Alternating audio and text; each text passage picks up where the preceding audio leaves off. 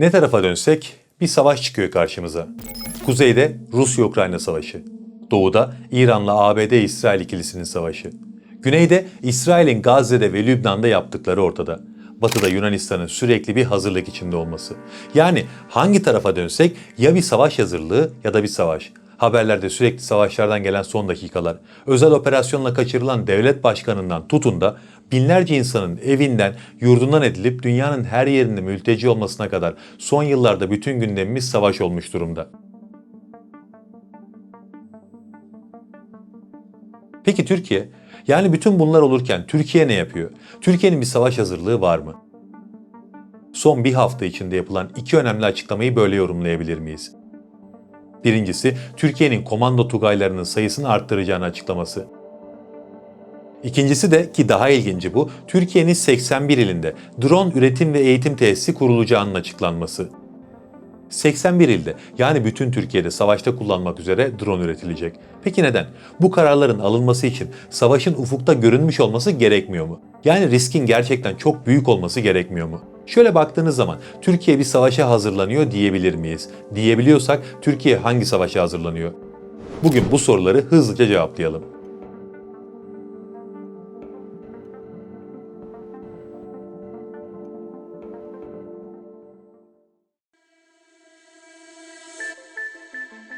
Füzelerimizi yapmaya başladık. Dünyanın en gelişmiş teknolojisini en maliyet etmiş şekilde sunmuş oluyorsunuz. Modernizasyon projelerine talibiz. Ya Tayfun diyorsun, şimdi Yunan ürküyor.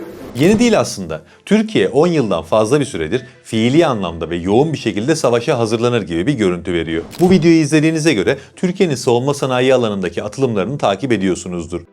2004'teki Savunma Sanayi İcra Komitesi'nde alınan kararlar ve sonrası Türk savunma sanayi için bir devrim niteliğinde. Türkiye bir şeyler için o tarihlerde hazırlanmaya başladı. Ama 2010'ların ortalarından itibaren bu hazırlık bambaşka bir yere doğru evrildi. Size çok net bir soru sorayım. Sizce Türkiye sivil teknoloji alanında çok iyi bir noktada mı? Evet diyeniniz yoktur illaki. Türkiye'nin bir telefon markası yok. Türkiye'nin bir bilgisayar markası yok. Türkiye'nin gerçek anlamda ev aletleri üreten bir markası bile yok.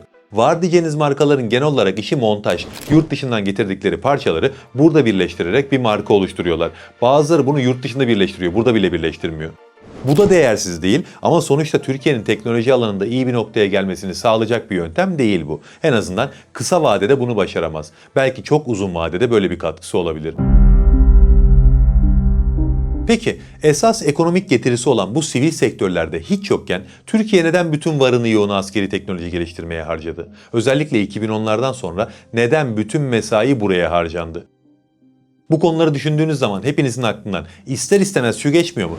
Keşke bu kadar askeri teknolojinin yanında bir tane de yerli telefon firmamız olsaydı ama böyle dünya çapında bir firma. Ya da ne bileyim keşke bütün dünyaya yayılmış sektörü domine eden bir otomotiv firmamız olsaydı. İlla ki aklınızdan geçiyordur. Bu olsaydı Türk ekonomisi ayaklanır mıydı? Evet. Peki bu kadar basit bir şeyi, en azından fikri düzeyde bu kadar basit bir şeyi ülkeyi yönetenler düşünemiyor mu? Elbette böyle bir ihtimal yok. Ama bunları düşünmek yerine bütün yatırımı ya da en azından çok büyük bir kısmını askeri teknolojiye yapıyorlar. İşte bunun bir sebebi olmalı.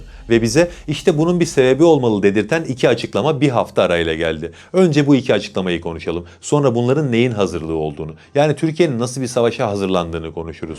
Esas odaklanacağımız kısım 81 ile kurulacak olan drone üretim merkezleri. O yüzden önce hızlıca komando tugaylarının sayısının arttırılmasını bir değerlendirelim, sonra ona geçeriz. Türkiye, komando birliklerinin üzerine 90'lı yıllardaki terörle mücadele deneyimlerinden sonra iyice odaklanmıştı zaten. Ama 2010 yılında çok daha kritik bir sürece girildi. 2010 yılında Türk Silahlı Kuvvetleri komando birliklerinin tamamen profesyonel askerlerden oluşması yönünde radikal denebilecek bir karar aldı. Yani zorunlu askerlik görevini yerine getiren er ve erbaşlar muharip komando görevlerinden yavaş yavaş çekildi. Gerçi çok da yavaş sayılmazdı bu süreç. Bunun yerine profesyonel askerler, uzman çavuşlar, astsubaylar ve subaylar sahada aktif olarak görev almaya başladı. Çok hızlı bir şekilde birliklerin profesyonelleşmesi sağlandı. Birkaç yıl içerisinde ordunun muharip unsurlarının %100'ü profesyonel oldu. Zaten o yıllar Türk Silahlı Kuvvetleri'nin bugünlerde yakaladığı başarının temellerini attığı yıllardı. Mesela 2008 yılında bir anda 17 piyade taburu lağvedildi. Bu bir anda lağvedilen taburların toplam büyüklüğü o dönem Hollanda ordusundan büyüktü. Yani bir çırpıda söylediğimiz bu tür dönüşümlerin aslında çok büyük hamleler olduğunu unutmayın asla. Lağvedilen bu piyade unsurlarının yerine de kritik noktalarda sınır tugayları oluşturuldu. Yani aslında bugün konuştuğumuz komando tugayı sayısının arttırılması kararı 15 yılda süregelen bir askeri modernizasyon stratejisinin son aşaması. Türkiye şu anda bir komando ağı oluşturuyor.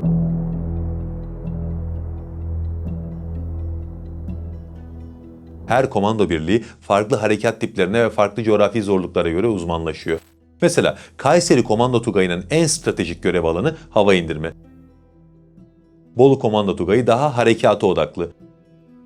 Gökçeada Komando Alayı ada güvenliği ve adalar bölgesinin savunmasına odaklanıyor. Ya da Tunceli Komando Tugayı zorlu arazi koşullarına ve antiterör operasyonlarına göre çalışmalar yapıyor. Yani Türkiye farklı ihtiyaçlara göre komando tugayları ve alayları oluşturuyor. Daha da önemlisi bu birlikleri sadece kriz bölgelerine değil, bütün ülke coğrafyasına yayıyor. Diğer bir deyişle Türkiye stratejik bir denge unsuru olarak bu birlikleri dağıtıyor. Bir de Türk Silahlı Kuvvetleri artık hantallıktan kurtulma sürecine girdi. Yani devlet şu anda şunu diyor: modern savaş alanında hantal zırhlı birliklerden ziyade hafif ve hareketli birlikler daha fazla işe yarıyor. O yüzden de birçok piyade tugayı komando tugayı olarak yeniden yapılandırılıyor. Bu elbette hem hızlı birlikler oluşmasını hem de daha nitelikli personellerin sahaya inmesini sağlıyor. Yani daha az personelle daha yüksek ateş gücü ortaya çıkıyor. Yeni dönemde savaş sahalarına askeri teknoloji hakim. O yüzden de ordunuz ne kadar büyük ve hantalsa o kadar kayıp veriyorsunuz. Dünya genelinde askeri doktrinler bunu 5. nesil savaş olarak tanımlıyor ve bu doktrinlerde artık sahada devasa orduların yerini teknolojiyle entegre olmuş seçkin birlikler alıyor. Jandarma özel harekat ve komando birlikleri Türkiye için bu yeni nesil savaşın öncü unsurları. O yüzden Türkiye'nin komando tugaylarının sayısını arttırmasına şaşırmamak lazım. Bir de biz bu karardan aslında şunu anlıyoruz: Türk Silahlı Kuvvetleri pasif ve durağan bir yapı değil. Sürekli etrafında yaşanan şeylerden dersler çıkarıyor ve kendini güncelliyor. Özellikle son yaşanan Ukrayna ve İran savaşlarından çıkarılan derslerin sonuçlarını işte bu karar gibi kararlarla hep birlikte izliyoruz. Yani Türkiye özel eğitimli komando birliklerine ağırlık vererek aslında şunu göstermiş oluyor: Türk ordusu artık savunma modundan aktif müdahale ve önleyici saldırı moduna geçti. Komandolar doğaları gereği ofansif, yani saldırı odaklı birliklerdir. Eğer ki siz bu birlikleri arttırıyorsanız artık daha saldırgan oynamaya başlayacaksınız demektir. Burada bir nokta koyalım. Çünkü buraya birazdan daha fazla odaklanacağız. Şimdi geçelim esas kısma. Yani Türkiye'nin drone seferberliği açıklamasına.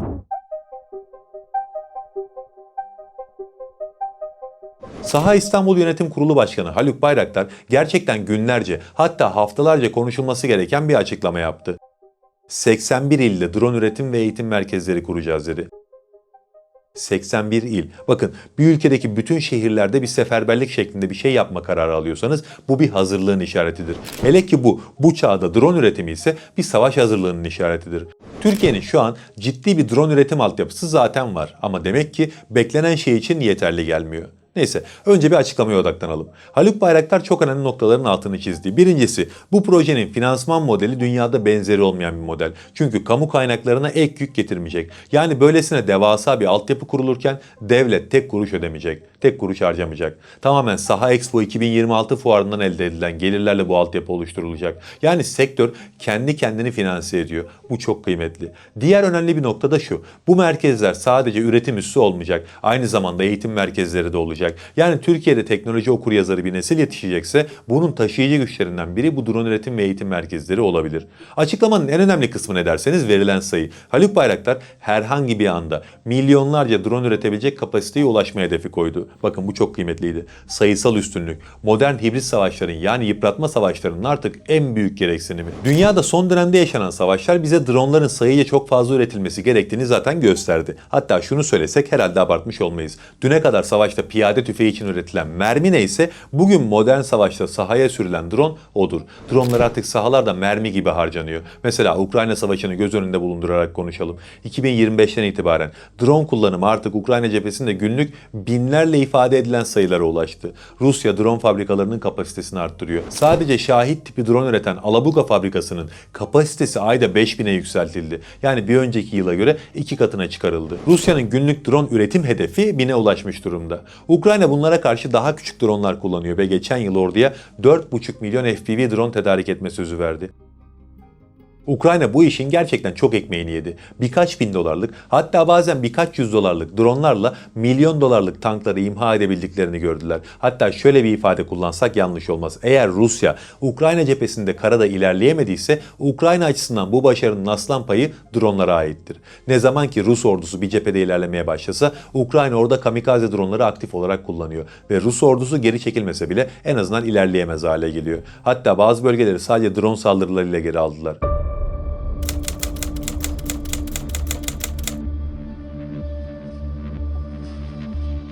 Bu potansiyeli size muhtemelen en iyi şu şekilde anlatabilirim. Yoğun elektronik harp kullanıldığı için sahada fiber optik kablolu dronlar yoğun şekilde kullanılıyor. Bakın. Şu görüntüde gördüğünüz bölge Rus ordusuyla Ukrayna ordusu arasında yoğun drone çarpışmasının yaşandığı bir bölge. Yerdeki kablo yoğunluğundan drone kullanımının yoğunluğunu kolayca anlayabilirsiniz diye düşünüyorum.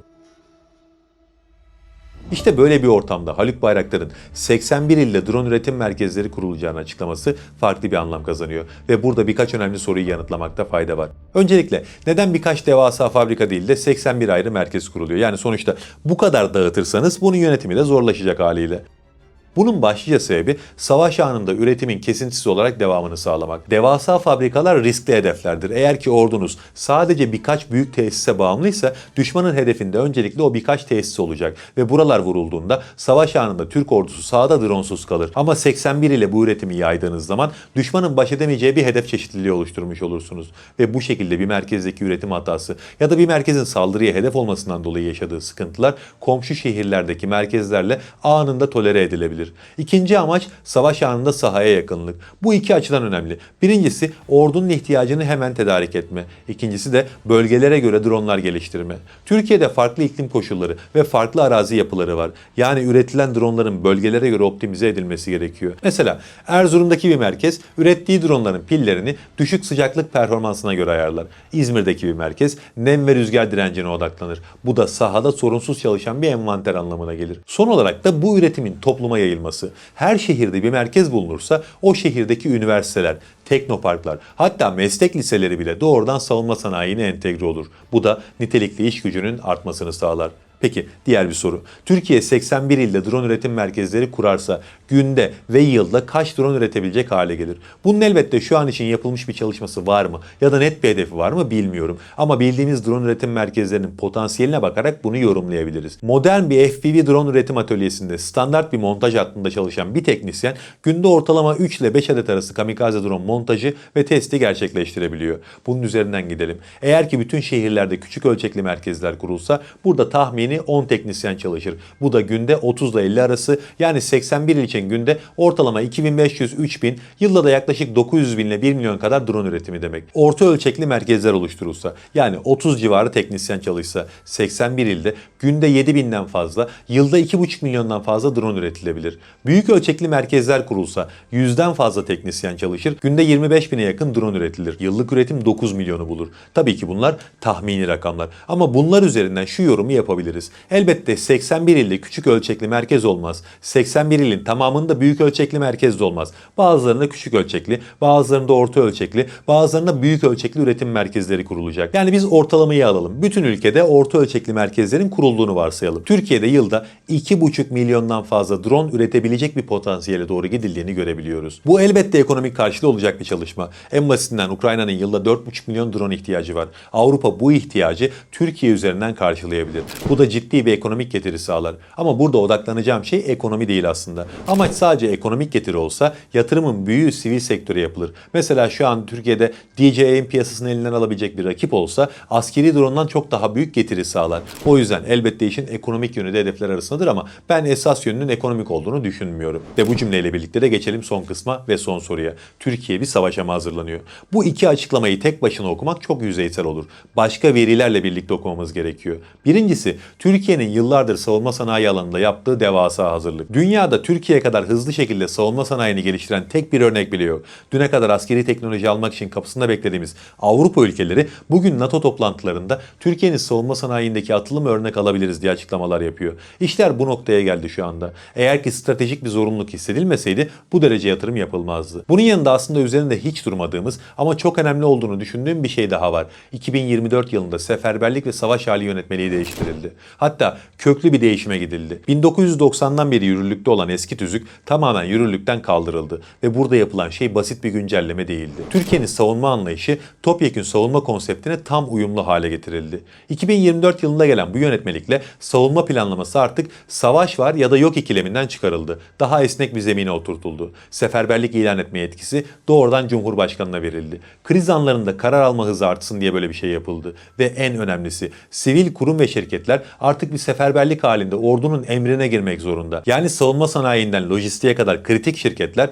barış döneminde Milli Savunma Bakanlığı ile protokol imzaladılar ve seferberlik anında bütün üretim hatlarını askeri ihtiyaçlara dönüştürmekle yükümlü kılındılar. Yani Türkiye bütün sivil sektöre hazırlıklı olun savaş kapıda mesajı vermiş oldu. Tabii ki bu savaş kapıda ifadesi devletlerin ömürlerini göz önünde bulundurduğunuzda yarın savaş çıkacak anlamına gelmiyor. Sadece Türkiye bu yönetmelik değişikliğiyle şunu yaptı. Tek bir emirle sivil ve askeri kapasitesini birleştirebilir hale geldi. Yarın da olsa, 5 yıl sonra da olsa. Bir yandan bu yönetmelik yani askeri kapasiteyi hızlı bir şekilde arttırma hedefi. Bir yandan da komando birliklerinin niteliklerinin ve niceliklerinin arttırılması, 81 ile drone üretim merkezlerinin kurulması, savunma sanayinin gelişme hızı gibi faktörleri düşündüğümüzde de akla şu soru geliyor. Türkiye neye hazırlanıyor? Cevap çok açık ve net. Türkiye bir savaşa hazırlanıyor. Peki kiminle? Yine açık ve net söyleyeyim. İsrail-ABD ikilisiyle. İsrail farkındaysanız daha şimdiden İran'dan sonraki hedefin Türkiye olduğunu açıklamaya başladı. Çünkü duramazlar. İsrail gibi örgütler her zaman bir düşmana muhtaçtır. Yeni düşman olarak da kendilerine Türkiye'yi belirlediler. Daha doğrusu yeni düşman değil de sıra Türkiye'ye geldi diyelim. Elbette İsrail tek başına Türkiye için sorun oluşturabilecek bir güç değil. Türkiye'nin İsrail'e diz çöktürmesi birkaç gün bile sürmez. Ama geldiği zaman ABD ile birlikte gelecek. Yani ABD'yi ikna edebilirse bu yola çıkacak. Son zamanlarda ABD'de NATO'dan çıkmalıyız söylemleri boşuna parlatılmadı. NATO'dan çıkmadan Türkiye'ye saldıramazlar. O yüzden bu açıklamaları ve bu konuyu hafife almayın. O gün gelecek ve onlar hazırlıklarını yapıyorlar. İşte o gün geldiğinde Türkiye'nin hazır olması gerekiyor. Çünkü emin olun ki o an ne kadar Türkiye ile husumetli olan devlet varsa bir araya gelecek. Yunanistan da harekete geçecek. Bölgedeki terör örgütlerini de harekete geçirecekler. Yani Türkiye birden fazla cephede mücadele etmek zorunda kalacak. Gelecekler ve topyekün gelecekler. Bakın bunu bir felaket tellallığı olarak görmeyin. Bu bizim isteğimizin dışında gerçekleşecek. Türkiye savaş arayan bir ülke değil ama Türkiye'yi buna mecbur bırakacaklar. Ve o gün geldiğinde Türkiye hazır olmak için işte bugün bahsettiğimiz hamleleri yapıyor. Ve görünen o ki o gün geldiğinde Türkiye gerçekten hazır olacak. Allah'a emanet olun.